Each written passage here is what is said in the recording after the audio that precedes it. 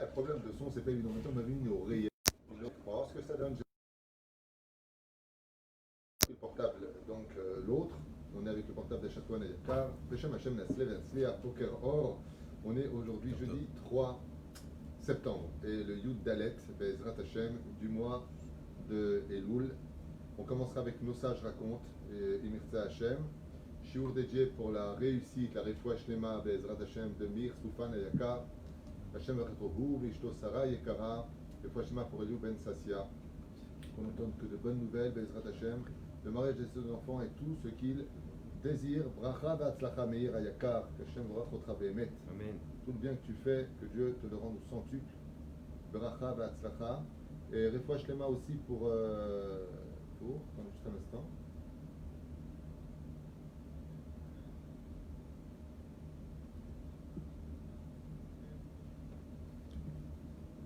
Refoua Shlema de Claude Odette Bat Saada Marcel. Anna Elna Refanalo Bezrat Hashem, qu'on entende un bon diagnostic. On va voir les deux. Avoir les deux en même temps. Merci. Top. Je ressemble un peu à Spock ce matin, je m'excuse.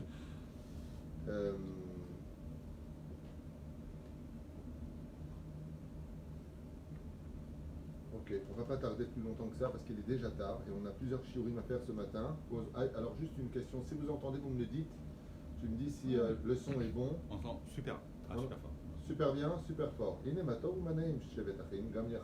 Alors sans plus tarder,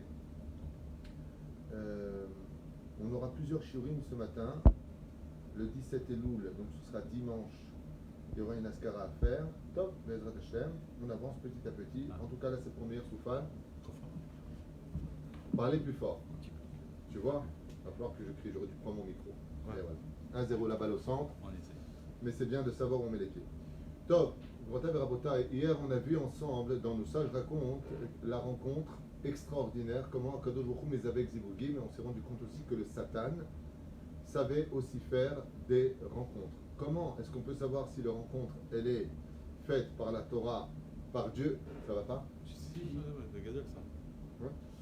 Comment on peut savoir si la rencontre elle est faite par la Shekhinah, ou est-ce que, donc Hachem les avait exibouguim, ou est-ce que c'est le Satan qui a amené des gens à se rencontrer?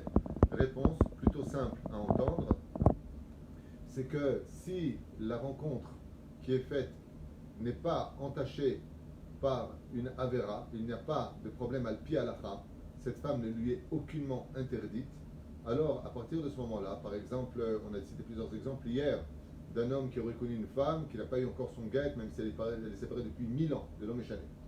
Tant qu'elle n'a pas son guet, elle est mariée, même si elle ne sait pas où est son mari, même si son mari ne veut pas lui donner le guet, même Anilo Yodéama, c'est des contes du ciel. Cette femme-là, si elle rencontre quelqu'un et qu'elle va avec, et qu'après elle obtienne son guet, elle ne pourra jamais se marier avec lui. Un Cohen avec une divorcée ou avec une convertie, un Cohen avec une fille qui a connu un non-juif et qui après veut se marier avec le Cohen.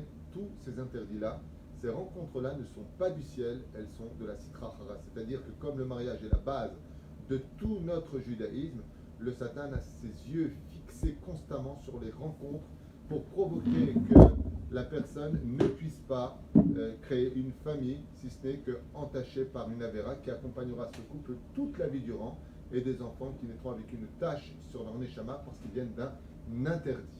Voilà, je sais que c'est dur à entendre, mais on ne peut pas effacer la vérité parce qu'elle nous dérange.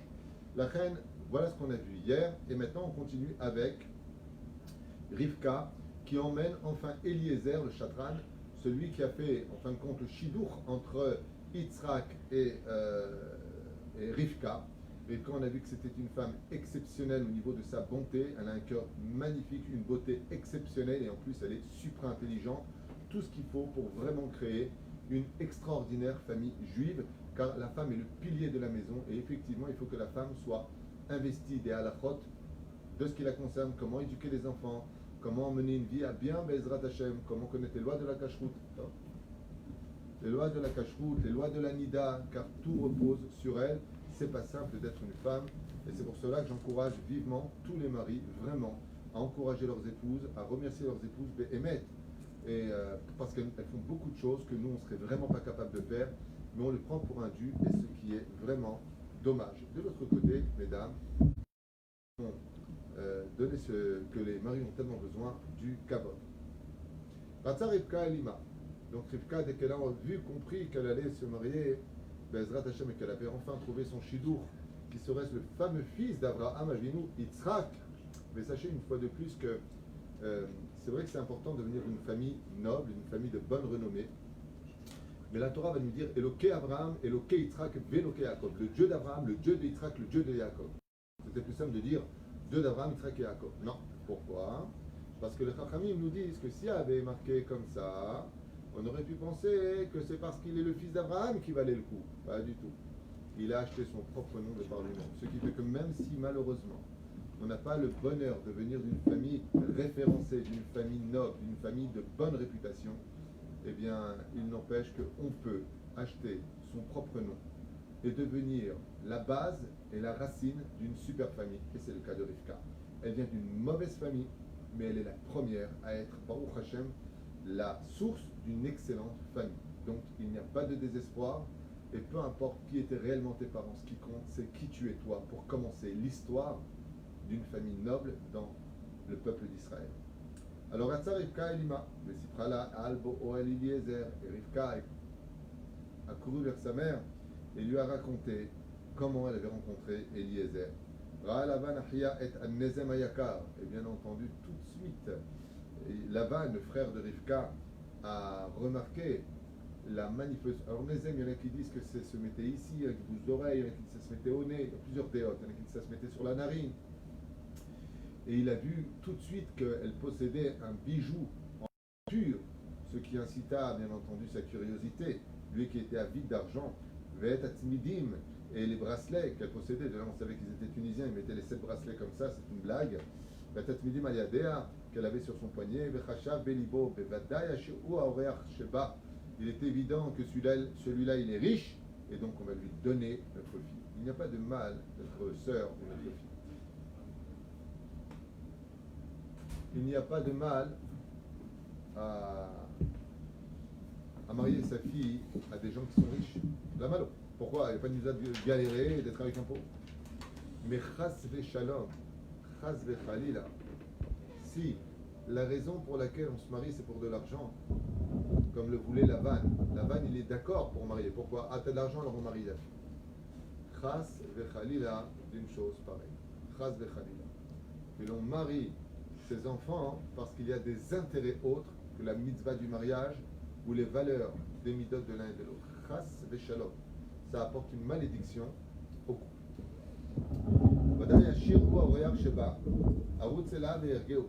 Qu'est-ce qu'il a dit? Lavan, alors lui il est carrément tellement avide d'argent que le Midrash nous dit que ce qui l'intéressait avant le bonheur de sa sœur, c'était de dépouiller Eliezer et de voler tout son argent sans tenir compte que sa sœur devait se marier avec lui.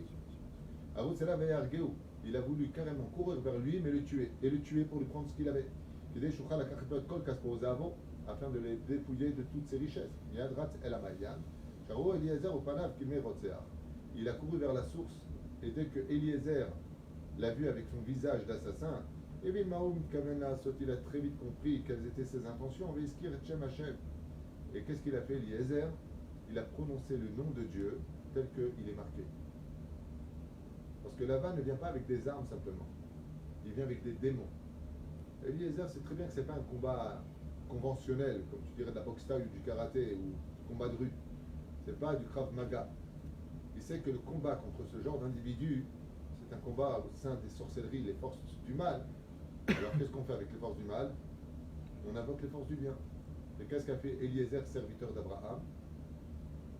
Quand il a vu venir avec tous ces artifices pour lui faire du mal, le paralyser, comme on peut le constater, il y a des gourous, des pédagogues, des génies de la parole. Ils paralysent leurs victimes, leurs fidèles, et ils veulent leur prendre leur argent. Et comme on entend encore récemment, des gens qui s'habillent en religieux, qui se font passer pour des représentants de la Torah, et qui paralysent comme ça les gens qui sont faibles, les gens qui sont fatigués, les gens qui sont atteints psychologiquement d'un désespoir, et ils en profitent, Shem Ishmor, ils profitent de leur faiblesse pour Hazve Shalom, toucher leur corps, boire à leur corps, leur prendre leur argent, les utiliser à mauvaise escience. Ils paralysent. Et quand on pose la question d'ailleurs à tous ces gens qui sont dans des sectes ou qui vont voir des gourous déguisés même en rabbins. Je tiens d'ailleurs à dire à cet insu, avec tout le bruit qu'on entend dans les médias sur certains pseudo-rabbanim, que ce ne sont pas des rabbanim. Ils ne sont ni reconnus en tant que rabbins, ni diplômés en tant que rabbins, ni acceptés à la rabbanoute. Ils ont simplement énormément de monde désespéré qui attendent une réponse, un espoir, parce que comme ils n'étudient pas la Torah, donc ils ont beaucoup de temps pour recevoir. Donc ils donnent le temps et ça fait plaisir quand on va mal de parler à l'autre, puis après ils leur inventent des choses. Le numéro 1, le père, je dirais, de cette secte-là, c'était Lavan. Lavan était quelqu'un qui ne montrait pas de blanche, il se faisait passer pour un tzaddik alors qu'il était shahor, il était noir dans l'âme, car son seul unique but était de paralyser les gens par de belles paroles, par des artifices au nom de la Torah, au nom du judaïsme, au nom de la Kabbale, au nom de toutes ces ch'touillottes qu'ils utilisaient pour faire tomber les autres. Alors que la Torah, c'est pas des ch'touillottes. La Torah, c'est sacré. On ne joue pas avec la Torah, on ne se sert pas de la Torah, on ne se sert pas du respect qu'on nous doit ou que l'on nous donne, chas v'shalom. On ne doit pas utiliser la Torah comme une espèce de couronne sur sa tête pour affaiblir les autres ou utiliser les autres. Je referme cette parenthèse, mais il serait temps de faire attention à Rabotai. Quand vous entendez des rabbanim qui ne sont pas reconnus en tant que tels par les idolim, qui ne sont pas experts dans la Torah, experts dans le Shulchan Aruch, experts dans le Talmud, fuyez, n'allez pas voir ce genre d'individus qui ont fait Teshuva depuis seulement 3-4 ans et qui s'appellent déjà Admour, Gadol, Gdolador, toutes ces ch'touillottes à elle, Zélo, Nachon. Pour devenir un grand Torah, c'est un travail d'une vie entière, c'est un travail vraiment conséquent de gens qui ne dorment pas, des gens qui sont là pour donner, pas pour prendre, des gens qui vous utilisent, comme une fois j'ai entendu une femme qui m'a raconté, elle m'a dit mais j'ai été voir ce rave, c'est un gourou. Elle m'a dit mais il m'a dit que j'avais mal à l'épaule. Je lui ai dit madame, il le dit à tout le monde. Parce que quand on a dépassé les 60 ans, on a des problèmes à niveau de l'épaule. Elle m'a dit oui c'est vrai, c'est vrai. Et ma mère aussi elle a des problèmes à l'épaule. Alors quoi, il va aller l'avoir, c'est un... Faites attention à cela, Rabota, et voir des rabbanim qui sont réputés en tant que rabbanim, qui ont des kolélim, qui sont des maîtres, des rabbanim, mais samim dans le bon sens du terme. Et même ça, des fois, ça n'aide pas. Mais bon. באותו רגע התרומם אליעזר בעצמו. Eliezer s'est levé à ce moment-là, ועמד באוויר מעל לגמליו. Et qu'est-ce qu'a fait Eliezer? Il a prononcé le nom de Dieu et il a volé dans les airs. C'est des choses que vous ne savez pas, ça. Non. Vous ne savez pas que Eliezer, avant de venir chez Lavan et Bethuel, Lavan est venu pour lui faire la guerre avec la sorcellerie. Et qu'est-ce qu'a fait Eliezer? Il a prononcé le nom de Dieu et il s'est mis à flotter dans les airs. Une question à vous poser. Pourquoi? Pourquoi il a fait ça? Bah, si j'ai un revolver, moi, t'es là ou t'es dans les airs, je te tire dessus. Mazé Méchen. Là. Parce que dans les airs, il n'y a pas d'emprise. Exact. Tout simplement parce que dans les airs, il n'y a pas d'emprise. Ça ne vous rappelle pas l'histoire de Rabbi Shimon ben Shattar avec les sorcières de Ashkelon? Qui les a levés. Pour pouvoir annuler la sorcellerie de quelqu'un, il ne faut plus avoir les pieds sur terre, car la sorcellerie vient du monde de la terre. Et donc, qu'est-ce qu'a fait Eliezer? Comme il a compris qu'il venait avec des artifices de la sorcellerie des démons, il s'est vite élevé au-dessus de la terre. Même la vanne, Od Pahad Panab. Et quand il a vu qu'il était capable d'être élevé dans les airs, lui aussi pouvait s'élever dans les airs, mais lui avec les forces du mal. Tandis que Eliezer, c'est avec les forces du bien. Et quand les forces du mal reconnaissent que tu es capable de faire des choses grandioses par les forces du bien, parce qu'il faut avoir un très grand mérite, pour invoquer les forces du mal, il ne faut aucun mérite, il faut être pourri. Mais pour invoquer les forces du bien et qu'elles t'aident, il faut être quelqu'un de très kadosh. Et Eliezer vole dans les airs avec un sourire et un visage rempli de lumière par les forces du bien. Miyad Shina et Pana Bekara Elav. Et là, tout de suite, Lavan, quand il a vu ça, il dit oh là là là là. Comme vous le savez, quelqu'un qui est Benoni, celui qui a de la Torah, il faut aussi encore des Averot. Quand il est face à un vrai rachat, mieux vaut qu'il ne se combatte pas contre lui, qu'il parte. Parce que le rachat peut l'emporter facilement contre lui. Les forces du mal vont venir l'aider, mais les forces du bien, avant qu'elles descendent, il dit oui, mais il fait quand même encore des Averot. Elles ont du mal à descendre l'aider. Mais quand un tzaddik gamour, même le rachat gamour, il ferait mieux de se barrer. C'est ce qui se passe. De là, on apprend dans le Midrash que Eliezer est un tzaddik gamour. Pourquoi? Parce que Lavan, quand il va voir ça, qu'est-ce qu'il va lui dire? C'est bon, j'arrête. Bo Beruch Hashem. Viens, toi qui es béni de Dieu. Lamata, moi de Bachout. Pourquoi est-ce que tu te tiendrais à l'extérieur? Banochripiniti à la Bait min Apsalim. Car j'ai libéré la maison des psilim, des statues d'Avodazara, d'idolâtrie qui sont à l'intérieur. Qui a dati kilot tikanes les bêtes et les lignes, car j'ai compris que tu ne rentrerais pas dans une maison d'idolâtrie. Il y a un message universel pour toutes les générations dans ce qui vient de se dire ici dans le Midrash, alors que Lavan était venu pour maudire, pour ensorceler Eliezer. On apprend deux choses à retenir pour la vie.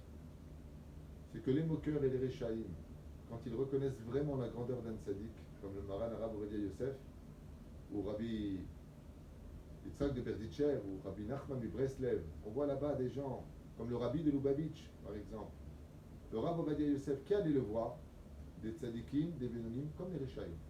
Quand tu es face à un vrai tzaddik, tout le monde honore ce personnage.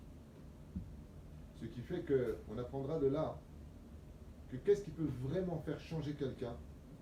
Des fois, il y a des gens, ils font tchouva, et dans la famille, ils n'apprécient pas. Pourquoi ils n'apprécient pas d'après vous? Parce qu'en réalité, il n'est pas 100% persuadé de ce qu'il fait. Et que des fois, par exemple, il regarde des choses qu'il n'aurait pas dû voir, et la famille le voit, après il dit « Ouais, c'est Shabbat », alors il ne l'accepte pas. C'est-à-dire que si tu es vraiment sérieux dans tes convictions et que tu respectes tes convictions dans ton comportement, même des gens qui sont comme Lavan te respecteront. C'est la première règle qu'on apprend de ce midrash. Deuxième règle que l'on apprend de là, qu'est-ce qui a marqué? Bo beruch Hashem ki piniti et abayit. Viens, rentre chez moi, car j'ai retiré de chez moi toutes les choses impures.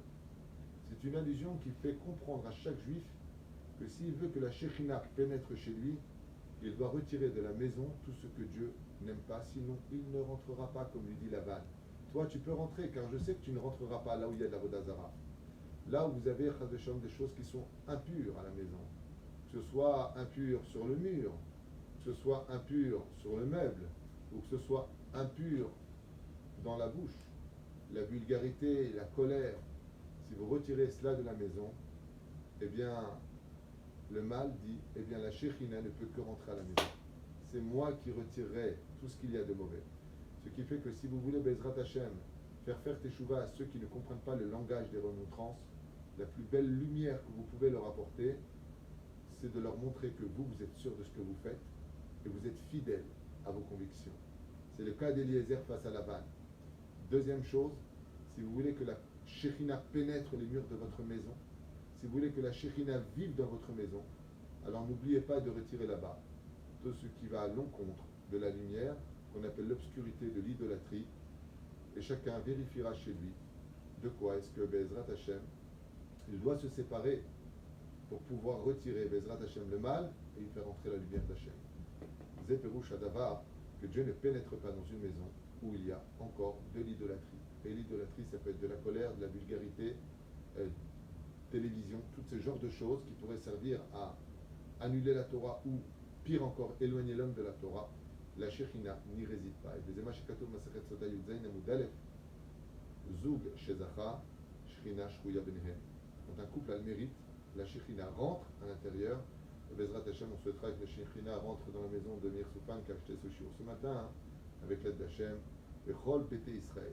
Chol Touv et à tout de suite. Chazak, bon.